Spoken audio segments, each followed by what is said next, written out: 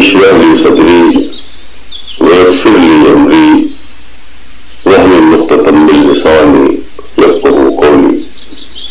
طریقہ وہی کہ آپ ہیرو بننے کے لیے کوئی داستان رقم کرتے رہیں اور کبھی OIC بنا کے بیٹھ جائیں، کبھی یہ خیال کریں کہ ہم تیل کی دھمکی دے کے یہ کر لیں گے۔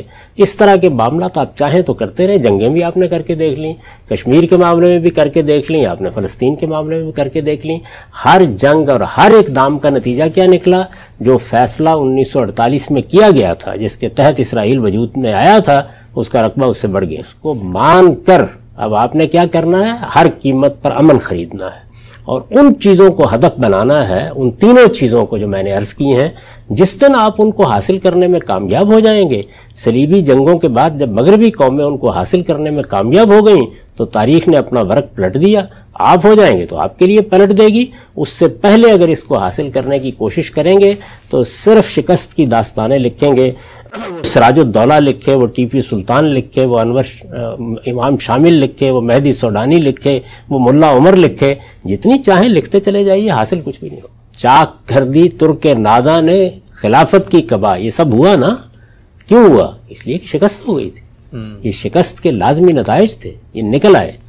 تو شکست کے ان لازمی نتائج ہی کی طرف میں توجہ دلا رہا ہوں کہ آپ کو اس کو مان لینا چاہیے تھا اور مان کر اپنے لیے امن حاصل کرنا اور اپنی تعمیر پر توجہ دینا۔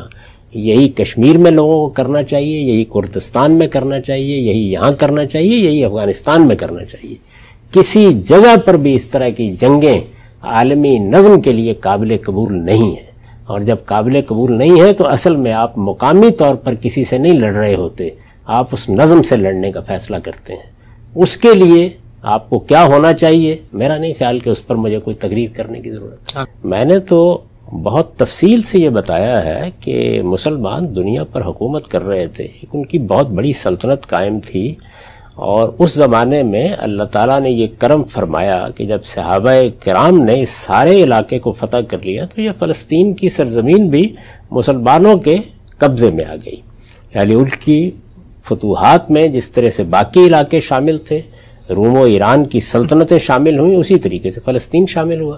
پھر میں نے عرض کیا کہ جب مسلمانوں کی یہ حیثیت تھی اور وہ اس قبضے کو برقرار رکھ سکتے تھے، اس میں بھی ایک طاقت ہوئی مغربی قوموں کی طرف سے، مسیحی قوموں کی طرف سے، اور وہ طاقت کامیاب ہو گئی۔ 1099 میں وہ قبضہ کرنے میں کامیاب ہوئے اور یہاں پر یروشلم میں ایک مسیحی ریاست قائم ہو گئی۔ مسلمانوں نے اس کو دوبارہ حاصل کر لیا، کم و بیش 100 سال کے بعد، یعنی 1187 میں صلاح الدین نے دوبارہ حاصل کر لیا۔ اب مسلمان بھی مزمل ہوتے چلے گئے، دنیا کے اندر قوموں کے عروج کے لیے جو چیزیں طے ہیں انہوں نے بھی اپنا فیصلہ سنا دیا۔ اس کی بہت تفصیل ہم کر چکے ہیں، اور میں یہ عرض کر چکا ہوں کہ وہ کیا 3 بنیادی چیزیں ہوتی ہیں جو قوموں کے لیے اللہ تعالیٰ کے عروج پر قائم رہنے کا ذریعہ بنتی ہیں۔ مسلمان ان تینوں میں مزمل ہوئے، یعنی علم و اخلاق کے لحاظ سے صرف یہ نہیں کہ برتری کے مقام سے نیچے آ گئے، پستی میں چلے گئے، علم اور اخلاق دونوں کے اعتبار سے۔ اسی طرح سے دین کے معاملے میں جس یکسوئی کا تقاضا کیا گیا نا، حکیم الدین ولا تفرقوا فی میں، یا اعتصموا بحبل اللہ جمیعا ولا تفرقوا فی میں، وہ بھی باقی نہیں رہا، اور سیاسی وحدت بھی آہستہ آہستہ ختم ہو گئی۔ ایک علامتی سی صورت موجود تھی جب یہ سلطنت عثمانیہ قائم تھی۔ پھر ہم نے تفصیل سے یہ بتایا کہ وہ معرکہ ہوا، پہلی جنگ عظیم، اس میں ترکوں نے یا عثمانی سلطنت نے انتخاب کیا اس کا کہ وہ اتحادیوں کے مقابل میں محوری طاقتوں کا ساتھ دیں گے، ٹھیک، سینٹرل پاورز جن کو کہا جاتا ہے۔ پہلی جنگ عظیم میں اس میں شکست ہو گئی، تو اب اس کے بعد فاتحین ہیں جو دنیا کا نظم چلا رہے ہیں۔ پہلی جنگ عظیم کے بعد اس نظم کے لیے لیگ آف نیشنز بنائی گئی تھی۔ وہ دوسری جنگ عظیم جب شروع ہوئی تو جس مقصد کے لیے بنائی گئی تھی یہ صاف واضح ہو گیا کہ پورا نہیں کر سکی، یعنی جنگ کو رکنا چاہیے تھا نا۔ اصل مسئلہ تو یہ تھا کہ جو قوتیں اب غیر معمولی طریقے سے دنیا میں اپنی حکومت قائم کر چکی تھیں اور فاتح قوتیں تھیں ایک لحاظ سے، بہت بڑے علاقے ان کے پاس تھے۔ برطانیہ عظمیٰ کے بارے میں تو آپ نے یہ سنا ہے کہ یہ کہا جاتا تھا کہ اس کی سلطنت میں سورج غروب نہیں ہوتا۔ تو اتنی بڑی بڑی قوتیں تھیں جن کو اندر سے چیلنج درپیش ہوا، پہلی جنگ عظیم میں بھی، دوسری جنگ عظیم میں بھی، اور اس کا نتیجہ یہ نکلا کہ انہوں نے ایک ایسا نظم بنانا چاہا جس میں اب براہ راست دنیا پر حکومت کا طریقہ اختیار نہ کیا جائے، بالواسطہ طریقے پر ایک عالمی نظم بنا کر حکومت کی جائے۔ تو اس میں عالمی ضمیر کا کیا سوال ہے؟ وہ جو ادارے انہوں نے بنائے ہیں، ان اداروں میں سے ایک ادارے نے یہ فیصلہ کیا، اور یہ معلوم ہے کہ وہ ادارہ معمولی حیثیت نہیں رکھتا۔ اقوام متحدہ جو وجود پذیر ہوئی ہے دوسری جنگ عظیم کے بعد، اب وہی اس عالمی نظم کے لیے گویا سیادت قائم رکھنے کا ذریعہ ہے۔ اس میں بھی 5 قوتوں کو جو جنگ جیت چکی ہیں، یہ جنگ کے فاتحین ہیں جن کو ویٹو حاصل ہے۔ یہ کس اصول پر فیصلہ کیا گیا ہے ویٹو کا؟ ظاہر ہے کہ وہ قوتیں ہیں، اور اس وقت تک صورتحال میں کوئی تبدیلی نہیں ہے۔ یعنی کیا ان کے مقابل میں اگر کوئی کشمکش ہو رہی ہے تو وہ کن میں ہو رہی ہے؟ انہیں 5 قوتوں میں ہو رہی ہے۔ یعنی اگر یہاں سرد جنگ کسی صورتحال پیدا ہو گئی تو کس کے درمیان میں ہوئی؟ روس اور امریکہ کے درمیان میں ہوئی۔ روس بھی ان 5 میں شامل ہے، امریکہ بھی ان 5 میں شامل ہے۔ اب اگر کچھ کشمکش کے آثار نظر آ رہے ہیں تو چین اور امریکہ میں نظر آ رہے ہیں، یا چین روس اور امریکہ میں نظر آ رہے ہیں، تو یہ بھی وہی قوتیں ہیں۔ تو ان کے مقابل میں کون سی قوت ہے جو میدان میں آ گئی ہے؟ یعنی علم اور اخلاق میں بہتری ہی پیدا ہو رہی ہے۔ کوئی آثار ہیں اس بات کے؟ کیا کہیں یہ نظر آتا ہے کہ مسلمان اپنے دین کے معاملے میں یکسوئی کے مقام پر چلے گئے ہیں؟ یہ ویسی یکسوئی ہے جیسی قرن اول میں نظر آتی ہے، یا یہ محسوس ہوتا ہے کہ ہم کوئی سیاسی وحدت کی طرف آگے بڑھ رہے ہیں؟ کچھ بھی نہیں ہوا۔ تو جب کچھ بھی نہیں ہوا تو ظاہر ہے کہ یہ فاتحین کا بنایا ہوا نظم ہے۔ اس میں 2 طریقے، اور دونوں طریقوں کے حق میں لوگ دلائل دیتے رہتے ہیں۔ ایک طریقہ یہ ہے کہ اب سر پھوڑتے رہیے اور مرتے رہیے، یہی طریقہ ہم نے کشمیر میں اختیار کیا، یہی کرد اختیار کر رہے ہیں، یہی صورتحال افغانستان میں ہے، یہی فلسطین میں ہے۔ یعنی آپ کوئی تنظیمیں بنا لیں، آپ حملے کر کے دیکھ لیں، کوئی اور اس طرح کا طریقہ اختیار کر لیں۔ اس میں یہ تصور ہی بالکل غلط ہے کہ آپ کسی مقامی قوت کے ساتھ معاملہ کر رہے ہیں، آپ عالمی نظم کے ساتھ معاملہ کر رہے ہیں۔ اور انہوں نے جو فیصلے کر دیے ہیں وہ فیصلے کرنے کے طریقے وہی ہیں۔ کہیں کوئی قرارداد ہوگی، اس کی بنیاد پر فیصلہ ہو جائے گا، کہیں سلامتی کونسل فیصلہ کر لے گی۔ اس میں فاتحین یہ کیوں پوچھیں گے؟ فاتحین تو اس سے پہلے، یعنی اب تو یہ ایک نظم ہے، کچھ قاعدے ہیں، کچھ تصورات ہیں، یہ قانون کی حکمرانی، یہ جمہوریت، اور یہ قوموں کا حق خود ارادی، یعنی کچھ تصورات ہیں جو آپ کو حوصلہ بھی دیتے ہیں۔ اس سے پہلے تو فاتحین یہ بھی نہیں کرتے تھے، اور عالمی نظم بھی پہلے اصل میں برتر قوتوں کی زبان ہوتی تھی، اب اس کو بھی قاعدوں و ضابطوں میں ڈالا ہے۔ مسیحی اخلاقیات کی بجائے یا مسیحی قانون کے بجائے انسانیت کی طرف لوگ بڑھے ہیں، اور ایک ہیومنزم ہے کہ جس کو ایک فلسفے کے طور پر اختیار کر لیا گیا ہے۔ جو قومیں اس وقت اپنی پوری قوت کے ساتھ دنیا کا نظم چلا رہی ہیں، ان میں اگر غور کر کے دیکھیے تو وہ تینوں خصائص ہیں۔ یعنی علم و اخلاق میں اخلاق سے مراد اجتماعی اخلاقیات، علم و اخلاق کی برتری بھی ابھی تک چیلنج نہیں ہوئی کسی درجے میں۔ انہوں نے جو فکر پیدا کیا ہے پچھلی 3 صدیوں میں، یعنی جو اصلاح مذہب کی تحریک، پھر رینیسنس، اس کے بعد سائنٹیفک ریولوشن، جو فکر پیدا کیا اس میں یکسو ہیں بالکل۔ یعنی یہ ہمارے ہاں دانش میں بحثیں ہوتی رہتی ہیں، یہ کچھ ایگزسٹنشلزم کے خیالات پیدا ہو گئے، یہ کچھ پوسٹ ماڈرنزم کے بعد، یہ فلسفیوں کی بحثیں ہیں جتنی بھی ہیں۔ عالمی سطح پر عقل و خرد فیصلہ کن ہے اور انسان مرکز ہے، یہ حیثیت یکسوئی کے ساتھ قائم پوری کی پوری مغربی دنیا میں اگر آپ دیکھیں، بلکہ جو مشرقی ملک بھی اس کے ساتھ شامل ہیں، ان کے ہاں بھی پوری یکسوئی کے ساتھ قائم ہے۔ دوسری شرط بھی پوری ہے، اور سیاسی وحدت کو انہوں نے اس طریقے سے ایک عالمی نظام بنا کے حاصل کر لیا ہے۔ تو اس کے مقابل میں ابھی کوئی حیثیت نہیں ہے کسی دوسری طاقت کی۔ ایک طریقہ وہی ہے کہ آپ ہیرو بننے کے لیے کوئی داستان رقم کرتے رہیں، اور کبھی OIC بنا کے بیٹھ جائیں، کبھی یہ خیال کریں کہ ہم تیل کی دھمکی دے کے یہ کر لیں گے۔ اس طرح کے معاملات آپ چاہیں تو کرتے رہیں، جنگیں بھی آپ نے کر کے دیکھ لیں، کشمیر کے معاملے میں بھی کر کے دیکھ لیں، آپ نے فلسطین کے معاملے میں بھی کر کے دیکھ لیں۔ ہر جنگ اور ہر اقدام کا نتیجہ کیا نکلا؟ جو فیصلہ 1948 میں کیا گیا تھا، جس کے تحت اسرائیل وجود میں آیا تھا، اس کا رقبہ اس سے بڑھ گیا۔ اس وقت بھی اگر ایسے اقدامات کیے جاتے رہیں گے تو جو ان کا ہدف ہے وہ پورا ہو جائے گا۔ اس کے نتیجے میں وہ ہدف کیا ہے؟ وہ یہ ہے کہ یہ تھوڑی سی جو سرزمین رہ گئی ہے فلسطینیوں کی، یہ عاجز آ کے یہاں سے بھی نکلے، اور تاکہ کم سے کم فلسطین کی حد تک جو پہلا مرحلہ ہے ہم اسرائیل کے حدود متعین کر سکیں۔ تو اس میں معاون ہو رہے ہیں۔ اس میں کچھ سچے خیر خواہ یہ توجہ دلا رہے ہیں کہ یہ طریقہ کامیاب نہیں ہوگا۔ اس میں صحیح بات یہ ہے کہ جو فیصلہ عالمی سطح پر ہو گیا، یہ زیر بحث نہیں کہ وہ فیصلہ اچھا ہوا، برا ہوا، صحیح ہوا، 1917 کا اعلان بالفور صحیح اصول پر مبنی تھا یا نہیں تھا، ایک فاتح قوت نے اعلان کیا تھا، جس طریقے سے فاتحین کرتے رہتے ہیں۔ بابر نے جب ہندوستان پر قبضہ کر لیا تھا تو وہ لوگوں سے پوچھتا تھا کیا کرنا ہے کیا نہیں کرنا۔ تو یہ فیصلہ ہے، اس فیصلے کی طرف میں نے توجہ دلائی تھی کہ وہ ہو گیا، مان کر اب آپ نے کیا کرنا ہے، ہر قیمت پر امن خریدنا ہے اور ان چیزوں کو ہدف بنانا ہے، ان تینوں چیزوں کو جو میں نے عرض کی ہیں۔ جس دن آپ ان کو حاصل کرنے میں کامیاب ہو جائیں گے، صلیبی جنگوں کے بعد جب مغربی قومیں ان کو حاصل کرنے میں کامیاب ہو گئیں تو تاریخ نے اپنا ورق پلٹ دیا، آپ ہو جائیں گے تو آپ کے لیے پلٹ دے گی۔ اس سے پہلے اگر اس کو حاصل کرنے کی کوشش کریں گے تو صرف شکست کی داستانیں لکھیں گے، سراج الدولہ لکھے، وہ ٹیپو سلطان لکھے، وہ انور امام شامل لکھے، وہ مہدی سوڈانی لکھے، وہ ملا عمر لکھے، جتنی چاہیں لکھتے چلے جائیے، حاصل کیجیے۔ بہت ہی تفصیل سے آپ نے بتایا حقیقت پسندی اور مسلمان اس وقت دنیا میں تاریخ کے اس عمل کے نتیجے میں کس موڑ پہ کھڑے ہوئے۔ میں ایک اور نقطہ آپ سے چاہتا ہوں، اس کی وضاحت کریں۔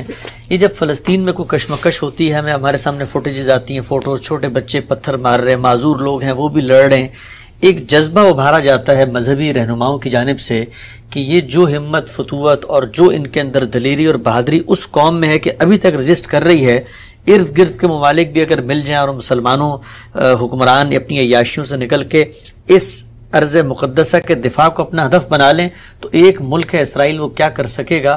اس جذبے اور اس ریشنیل کو توڑنے کے لیے کیا کیا جا سکتا ہے؟ یہ جن کے بارے میں آپ خیال کر رہے ہیں کہ یہ سب ایک ہو جائیں، یہ علامتی طور پر ہی صحیح ایک ہی جھنڈے تلے جمع تھے نا سلطنت عثمانیہ میں، پھر کیا کر لیا تھا؟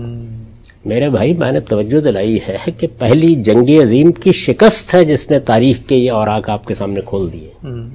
مسلمان اپنی سیاسی وحدت کی آخری علامت کے تحت یہ جنگ لڑ کے دیکھ چکے ہیں، اور اس کے بعد یہ گرد و پیش کے ممالک یہ بھی 3 مرتبہ حملہ آور ہو چکے ہیں اسرائیل پہ۔ آپ نے دیکھا اس کا نتیجہ کیا نکلا ہے، 48 میں کیا ہوا، اس کے بعد جنگ رمضان میں کیا ہوا، یعنی ہر حملے کا نتیجہ یہ نکلا کہ اسرائیل کے حدود بڑھتے چلے گئے۔ اور میں بھی عرض کر رہا ہوں کہ اگر ایک آدھ اس طرح کا اقدام اور ہو گیا بڑے پیمانے کے اوپر تو یہ جتنے اس وقت فلسطینی وہاں موجود ہیں وہ ان کو بھی دھکیلیں گے اسی طرح جیسے کہ اس وقت لاکھوں لوگ کیمپوں میں بھیج دیے گئے تھے، کبھی آج تک واپس نہیں آ سکے، تو بس مسئلہ ختم ہو جائے گا۔ یعنی یہ جو بستیاں آباد کی جاتی ہیں، آگے کچھ طاقت کی جاتی ہے، اس کے لیے کافی اہتمام کرنا پڑتا ہے، دنیا میں ایک نظم قائم ہے نا، یعنی کوئی بات آپ کو کہنی پڑتی ہے، کوئی ہیلا کرنا پڑتا ہے، تو حملہ کیجئے، وہ کہیں گے الحمدللہ، یعنی اس کے بعد آسان ہو گئی، یہ منزل آسان ہو گئی، اس لیے کہ آپ اس پوزیشن میں نہیں ہیں کہ فتح حاصل کر سکیں۔ ٹھیک، میں نے عرض کر دیا ہے کہ یہ فتح حاصل ہونی تھی تو اس وقت ہو جاتی۔ سلطنت عثمانیہ اس وقت آپ کمزور کہہ لیجئے، مزمل کہہ لیجئے، متحد تھی، اپنی ایک پوری قوت کے ساتھ موجود تھی، فیصلہ کیا تھا اس نے، یورپ تک میں اس کے مقبوضات اس وقت موجود تھے۔ تو کوئی قوم جب یہ فیصلہ کرتی ہے تو اس کے پیچھے اس کی طاقت، اس کے مقبوضات، اس کے وسائل، اس کے اسباب، اس کا علم، اس کی حیثیت، سب کچھ ہوتا ہے۔ جو آپ کے پاس تھا وہ آپ نے داؤ پر لگا دیا۔ تو اس وقت کون سی نئی تبدیلی آئی ہے؟ یعنی مسلمانوں نے نئی ایجادات کر ڈالی ہیں، سائنسی دنیا میں ایک انقلاب برپا کر دیا ہے، مغرب اب مرہون منت ہو گیا آپ کا کہ آپ کی طرف دیکھے۔ ہم تو اس وقت مغرب کی بنائی ہوئی دنیا میں جیتے ہیں اور بیٹھے ہوئے۔ اس کو میں نے بیان کیا تھا بہت درد بندی کے ساتھ کہ در حقیقت ہم فاتح تھے، اب آپ اس کے خواب دیکھتے رہیے، لیکن ہم مفتوح ہو چکے ہوئے ہیں، اور مفتوحین کے لیے فاتحین نے، اور یہ فتح پہلے فتوحات کسی ایک علاقے میں ہوتی تھیں، ایک خاص خطے میں ہوتی تھیں، یہ انگریزوں نے قبضہ کر لیا یہاں پر، بابر کی حکومت قائم ہو گئی، خوارزم شاہی نظم قائم ہو، عالمی سطح پر یہ نظم قائم ہوا ہے، اور فتح بھی عالمی سطح پر ہوئی ہے، اسی لیے عالمگیر جنگیں کہا جاتا ہے ان کو۔ تو ایک عالمی سطح کی فتح آپ مقامی لڑائیوں سے الٹ دیں گے، تبدیل کر دیں گے، کوئی امکان نہیں ہے۔ میں آپ سے عرض کروں کہ وہ شخص جو ابھی چند ہفتے پہلے یا مہینہ 2 مہینے پہلے رخصت ہوا ہے اور پوری قوم کی ملامت سہ کر رخصت ہوا ہے، وہ غیر معمولی دردمندی اور خیرخواہی کے ساتھ اپنی پوری زندگی یہی کہتا رہا۔ میرا اشارہ مولانا وحید الدین صاحب کی طرف ہے، یہ ان کا بہت غیر معمولی کنٹریبیوشن تھا۔ یہ ٹھیک ہے ڈاکٹر وارث مظہری نے غلط نہیں لکھا کہ ملت اسلامیہ نے اس شخص کو مسترد کر دیا، لیکن سچا خیرخواہ وہی تھا، اور یہ بتانے کی کوشش کر رہا تھا کہ اس وقت دنیا کی نہیں امن مسلمانوں کی ضرورت ہے، یہ امن کا وقفہ ہمیں چاہیے، اس لیے تشدد، جنگ، اس میں جذبات کا اظہار، اس کا کوئی فائدہ نہیں ہوگا۔ پوری قوت انہی 3 اہداف کو حاصل کرنے پر لگا دیجئے، اگر آپ ان کو حاصل کر لیتے ہیں تو اس سے پہلے بھی تاریخ اپنے اوراق لٹتی رہی ہے، تلک الایام نداولها بین الناس، اللہ تعالیٰ ہو سکتا ہے آپ کے حق میں فیصلہ کر دیں۔ ٹھیک ہے سر، عملی نوعیت کا سوال، 48 کے فیصلے کی آپ بات کرتے ہیں کہ جس وقت اقوام متحدہ نے ایک نزاع کا فیصلہ کیا، متعین کر دی حدود اور فلسطین کی، اور وہ جو شہر ہے اس کو ایک جس کو کہتے ہیں اجتماعی شہر کی حیثیت دی، یعنی انٹرنیشنل رجیم کا فیصلہ کیا گیا، یہ گویا بین الاقوامی برادری کے اہتمام میں شہر رہے گا۔ بہترین فیصلہ تھا، ان موجودہ حالات میں ہمارے لیے اس سے بہتر کوئی فیصلہ ہو نہیں سکتا تھا۔ یعنی یہ تو خواب ہے نا، ایک کیسا ہوتا ہی نہ برطانیہ عظمیٰ کو فتح ہوتی، نہ 1917 میں وہ یہود سے جو مدد ان کو پہلی جنگ عظیم میں حاصل ہوئی تھی اس کے نتیجے کے طور پر ان کے قومی وطن کا وعدہ کرتے، نہ اپنی قوت سے کام لے کر وہ موقع فراہم کرتے کہ وہاں پر یہود آئیں، دنیا بھر سے آئیں، آ کر بستیاں بسائیں۔ یہ خواب تو دیکھا جا سکتا ہے، لیکن یہ ہو گیا نا، یعنی فاتحین نے یہ معاملہ کر ڈالا۔ اب اس کے بعد جو کچھ وہ آپ کو دے رہے تھے، ذرا ایک نظر ڈال کے دیکھ لیجئے کہ وہ کیا تھا۔ وہ یہ تھا کہ اسرائیل، یعنی اب تو آپ کہہ سکتے ہیں کہ اس وقت تو 2/3 رقبہ آپ اور دے چکے ہیں، بہت چھوٹا تھا اس وقت۔ اسرائیل کو جو علاقہ دیا گیا تھا وہ بہت کم تھا، اور فلسطین میں یہ شہر یروشلم، جس میں ظاہر ہے کہ مسیحی بھی کچھ دلچسپی رکھتے ہیں، ہم مسلمانوں کی بھی اس لحاظ سے دلچسپی ہے کہ واقعہ اسراء میں اس کا ذکر آتا ہے، اور اسی طرح قبلہ بھی اس کو مقرر کیا گیا، تو اس مسجد کے بارے میں بھی اور باقی تمام مقامات کے بارے میں بہت اچھا فیصلہ یہ کر دیا گیا تھا کہ یہ بین الاقوامی اہتمام میں شہر رہے گا، سارے لوگ آئیں، آ کے عبادت کریں، ان مقامات پر حاضر ہوں۔ اس سے اچھا فیصلہ موجودہ نظم میں کیا ہو سکتا تھا؟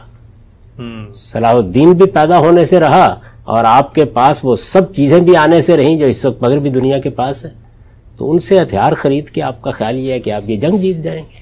تو ہم سے بھی بتائیے گا کہ جب آپ یہ فرماتے ہیں کہ 48 کا فیصلہ تھا اور قابل عمل بھی تھا، بہتر بھی تھا مسلمانوں کے حق میں، تو اسرائیل نے یعنی ان حالات میں بہتر تھا، مطلب یہ ہے کہ وہ ہماری خواہش کے تو خلاف تھا۔ یہ بھی میں نہیں عرض کر رہا کہ بڑا انصاف کا فیصلہ تھا۔ فاتحین جب کوئی فیصلہ کرتے ہیں تو وہاں زیر بحث انصاف نہیں ہوتا۔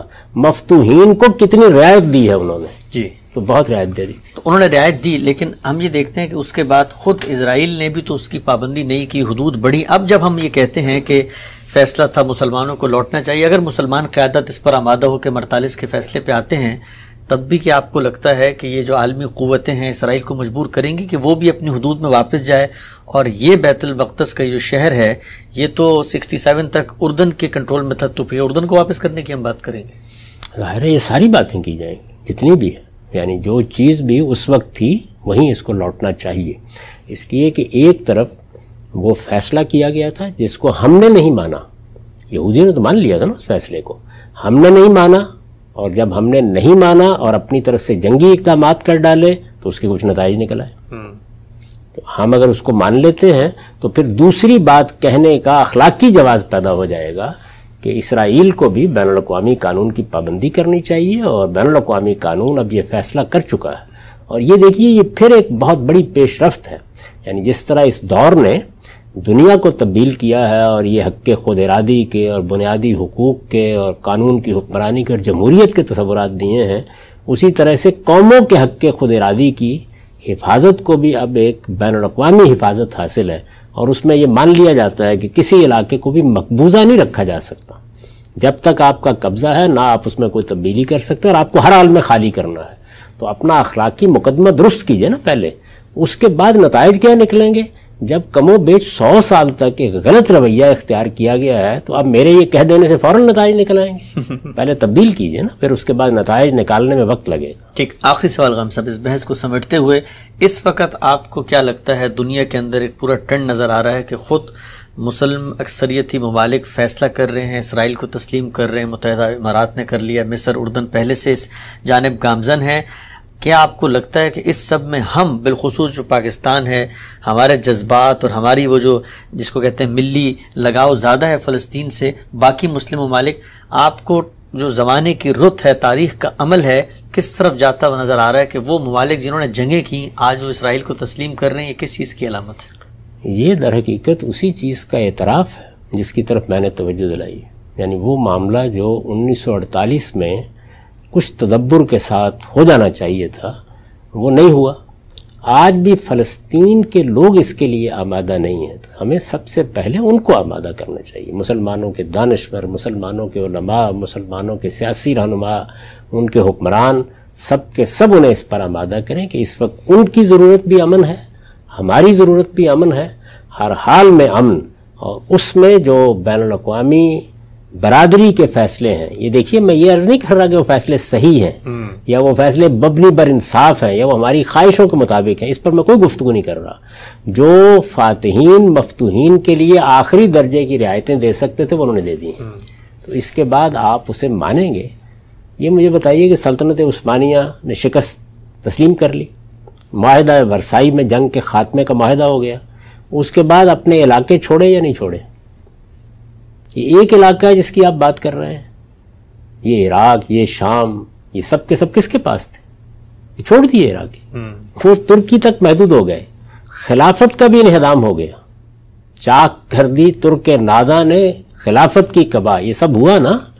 کیوں ہوا؟ اس لیے کہ شکست ہو گئی تھی، یہ شکست کے لازمی نتائج تھے، یہ نکل آئے، تو شکست کے ان لازمی نتائج ہی کی طرف میں توجہ دلا رہا ہوں کہ آپ کو اس کو مان لینا چاہیے تھا، اور مان کر اپنے لیے امن حاصل کرنا اور اپنی تعمیر پر توجہ دینا، یہی کشمیر میں لوگوں کو کرنا چاہیے، یہی کردستان میں کرنا چاہیے، یہی یہاں کرنا چاہیے، یہی افغانستان میں کرنا چاہیے۔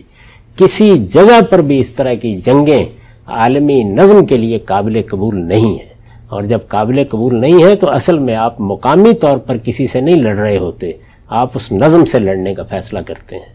اس کے لیے آپ کو کیا ہونا چاہیے، میرا نہیں خیال کہ اس پر مجھے کوئی تقریر کرنی۔ بہت ہی تفصیل سے 6 نشستوں کے اندر ہم نے آپ سے جانا، اور میں اعتراف کروں گا بڑی دردمندی سے آپ نے مسلمانوں کی طرف کھڑے ہو کے ان کا دکھ، احساس، درد محسوس کرتے ہوئے ساری تجاویز کی، ماضی کی روایت سے بھی روشناس کرایا، مذہبی مقدمات، تاریخی سیاسی پس منظر، یہ جو بندوبست ہوا ہے اس وقت دنیا میں اور جو منظرنامہ ہے اس میں ہم کہاں کھڑے ہیں۔